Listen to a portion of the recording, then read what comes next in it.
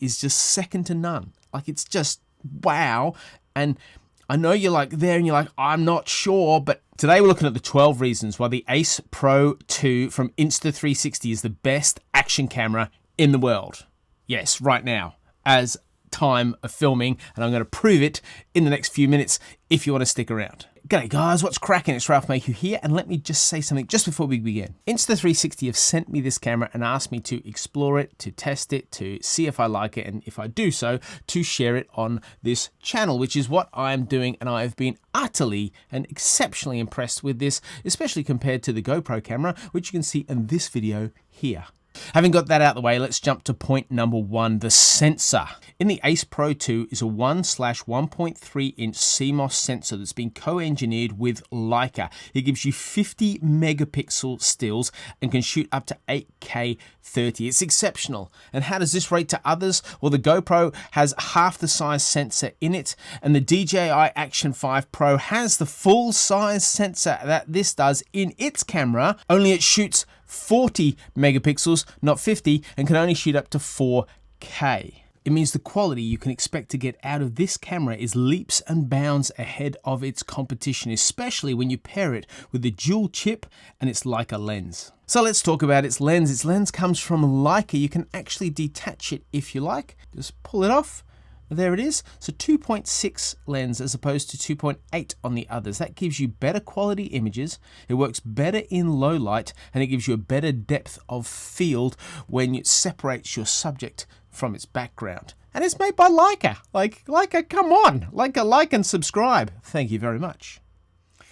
Apologies, I know, it's terrible. Let's talk about anti-flicker. When you go in, you select your resolution of video, so it might be 2.7 or 4K or 8K. You then get to select your frame rate. And as you select your frame rate, the camera will recognize what the environment it's in and tell you if you're gonna have a flicker result. And a flicker is like banding across here. It's the stuff you don't see really when you're filming, and then later on when you're editing, it drives you insane. Anyway, you see the flicker across, and it tells you that you should go to a different frame rate, and then you go to a different frame rate and the warning goes away, and then you go to another one and the warning comes back. So it's really, really helpful for that when you're just on the go and you just need to make some really quick decisions. You know what you want to achieve, but you got flicker. Thank you very much, Insta360. Screen movement. A lot of other action cams feature the screen here, and what Insta360 have done, it's just groundbreaking, and I love it, but it gives you a big, fat, chunky, healthy screen for you to easily see exactly what the lens is seeing in real time. But then this screen can actually function without a hitch at any of these angles. It's exceptional. Like, wow, so you can shoot it flat on the ground. You can set this up on the ground with it like this, and then you can look down and see exactly what it is instead of having to put your face in the dirt to see the same thing you've set it up to shoot. It's like mind-boggling. It's just a tiny, tiny bit bigger than the other action cameras out there, but you get a bigger screen on the back than you do on the other action cameras, and you get a much bigger screen on the front. Menu intuition and responsiveness. What I love about this camera is when you open up the menu, everything on the menu is where you would expect it to be. I call that intuitive. It's why I shoot with a Nikon system, because it just largely makes sense to me. But on the Insta360, it's like right there, and you're like, how do I change these modes? Well, I go to the mode menu and they're all there. How do I change the filter setting? Well, I go to the filter setting and it's all there. How do I change what resolution or frame rate? It's all there. It's just so easy. And because of the dual chip that this camera has, it means the responsiveness on the screen is exceptional. So even if your hands are a little bit wet, you can just wipe them off and you're good to go. Whereas on other action cameras, you can just spend forever just being like, oh my gosh, or you think you've pressed the button and you press something else, so you don't press it at all, or you swipe and the swipe doesn't work. But on the Insta360 Ace Pro 2, the responsiveness of this screen is just second to none. Like, it's just wow. And I know you're like there and you're like, I'm not sure, but I've used a lot of action cameras, guys, and this one just kills them all. Just wipes them all off the floor. Like, come on. low light. When this is in a low light scenario, like the back half of my studio, I can turn it on and it will instantly say, would you like to go to pure video mode? Because it senses it's in a very dark environment. If I go to pure video mode, watch what happens. And I will show you in comparison to the GoPro Hero 13. We're walking through kind of a very low lit alleyway, and I have pure view on the Ace Pro 2. The advantage on the Ace Pro 2 is that not only it makes use of its larger sensor, but it also uses the second chip it has in there to enhance the night footage, and it is exposing to my face, whereas the GoPro doesn't have the opportunity to do that. Now let's talk about stabilization. You have a number of options on this for stabilization. You have low, which is basically no stabilization. You have standard, which is really just packs a punch and is actually really exceptional. But then when you put it on a high, it crops in a little bit, but it's insane. Like, look at this. I'm going to shake the camera like this, and then I'm going to show you what the footage looks like when it's shaken like this. Now that's just amazing, right? Like, wow, look at that. And I can go from side to side and up and down, and I don't know how it does it. There's two other options, and if you select 1080p as your resolution, you can then go to the viewing option that you want, and you scroll right down, and it has a horizon lock of 45 degrees. Hold stable to 45 degrees, and then loses it right there. 45-degree horizon lock isn't the only option I have. I can go down to 360-degree horizon lock. Watch this. This is just going to blow your mind. Oh. Here we go. So we're good like this. Stable. See it stable. And then, like, what on earth? What on earth? Like, blow me down. You can shoot 1080p, which is super high quality because of the lens and the sensor and the dual chip that's in this camera. And you can go through the roughest of circumstances ever, and it will just be like flat, straight, like unbelievable in its stabilization. I've actually put this against the GoPro Hero 13, so if you want to look at that, wait till the end of the video and pop over to there because that video will come up. Let's talk about video quality. And video quality can be a little bit conjecturous because it's like, well, things are in the eye of the beholder. But what I've found with the 8K is it picks up in the distance, clarity and detail that the other action cameras turn to mush as it focuses on the primary subject. So it gives you a broader width of that which is in focus across your shot. So this shot, for example, I took down the beach the other day, and I'll zoom into a 4K, and then I'll zoom into a 1080p crop, and you can see what quality it just was on 8K 30 when I had it in front of me and I just moved it across the beach. Nice and gentle. Now you do need to be careful that it doesn't overheat when it's shooting on these qualities, and you also have a limited stabilization when it's shooting at 8K, but even the 4K, I find the 4K quality coming out of this camera is just a better quality. It looks more natural, it looks more realistic, it picks up the details without too much sharpening.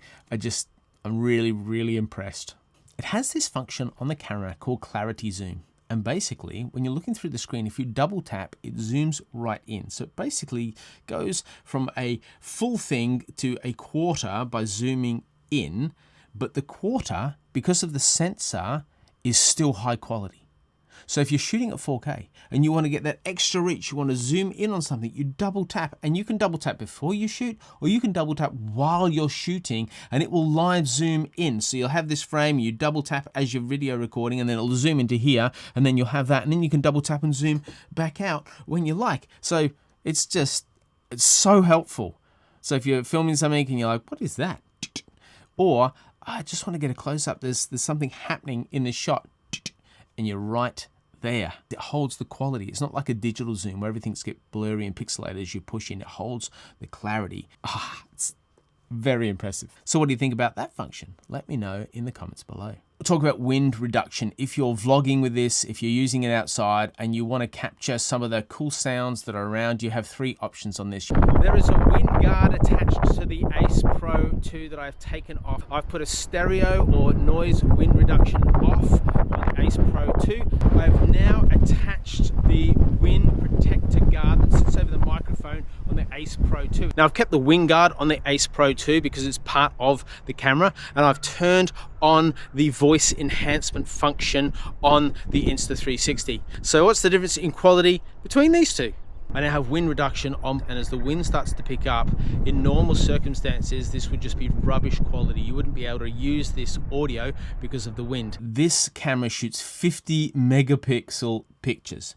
Now, what you need to realize is that when the sensor is this size, 1/1.3 inch, you can't compare a 50 megapixel here with, say, a Z7 45 megapixel. The Z7 will crush it, but this will destroy any other action cam quality photo in its range. And the way it does that is by capitalizing on its dual chip processor, its big sensor, and its 2.6 Lica lens to give you the following results. In the middle, we have the Ace Pro 2, and I've taken a still in exactly the same position that I've then taken a still with a GoPro Hero 13 and with my Nikon Z8. You'll see the megapixels down below, and you can tell me what you reckon the best quality is, and if you think, is it worth bragging rights talking about this being able to shoot at 50 megapixel? What do you think? And then finally, number 12, the insane battery in this. So it comes with a battery that you just plug into the side, nice and easy. You can charge them in a separate charger if you get the right accessory pack that comes with it. Otherwise, you can buy a charger, or you can charge it in the camera. It will give you up to 180 minutes solid shooting at 4K 60. But then you plug it in, and in 18 minutes, it's 80% filled. Like 18 minutes. I think it's 47 minutes to have it fully charged and ready to go again. But you can reverse charge. You can pull charge out of here to, say, charge your phone or charge another battery in a different camera. You can reverse charge through this. So it's quite simple. There's just a little USB-C here, and that goes in and out. Like, that's just crazy, right? Reverse charging. Like, it's also a power bank. So you can take along, and providing there's juice in it, that juice will juicify your other devices. We also have endurance mode that you can flick on, and it limits some other extra like AI related resources that you could use, for example, gesturing and voice and that sort of thing. But what it does do is give you 50% extra battery. Now, there's a little bit of conjecture around whether it's 50% or whether sometimes it's 25 or how you use it or what that works. But you have the option on this if you're like, I just need more juice out of it and there's not much left, but I have to do this project or this shoot or this one filming, then whack on endurance mode and go for your life. What do you reckon about the 12 reasons I've given for separating the Insta360 Ace Pro 2 as the best action camera ever over those other action cameras? And like, word of truth, up until using this camera, I was DJI loyal. Like, love DJI. I still love DJI as a company and their cameras, but this one it's just glorious. And you can actually carry it around as a stills camera and use it as a reliable stills camera as well as an action camera. It goes underwater without any problem. You just need to make sure you take off the wind guard and put the other one on. It gives you the ability to take selfies. I would suggest though, putting on a timer and putting it away rather than holding it at this length, because it's not the sharpest at this length. It moves into its sharpest range at about 11 feet. So I hope you've enjoyed this video. As always, put down your comments and thoughts and all that down below, and let's have a chat there. Please like and subscribe, and if you want to check this camera out, there's a link down below. Thanks so much for watching, everybody. Thanks Insta360 for your support and sending this along. I love it, and I will see you all in the next video. Bye.